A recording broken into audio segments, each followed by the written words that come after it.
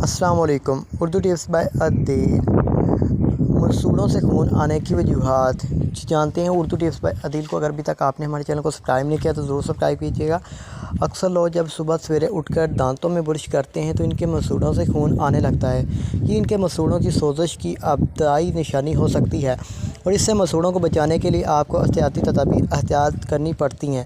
اگر آپ کے ساتھ بھی یہ مسئلہ پیش آنے کے مسوڑوں میں سوزش محسوس ہو اور برش کرنے میں خون آئے تو آپ کو ڈاکٹر سے رجوع کرنا چاہیے تاکہ اس کا بروقت علاج کر سکیں۔ لیکن کیا آپ نے کبھی سوچا ہے کہ آخر ایسا کیوں ہوتا ہے اور کیوں دانتوں سے خون آنے لگتا ہے؟ اردو ٹپس بائی عدیل کو سبسکرائب کیجیے گا۔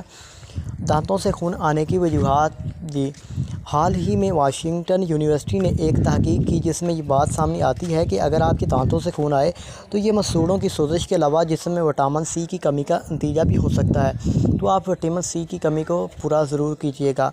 اس سب سے یہ بات ثابت ہوتی ہے کہ وٹامن سی ہمارے جسم کے لیے ایک انتہائی اہم غذائی جز ہے۔ اس تحقیق کے نتائج طبی خریدے نیوٹریشن ریویو نیوز میں شائع ہوا جس میں 5 ممالک میں سے 15 کلینکل ٹرائلز کا تجربہ کیا گیا جن میں 10,000 کے قریب افراد شامل کیے گئے تھے۔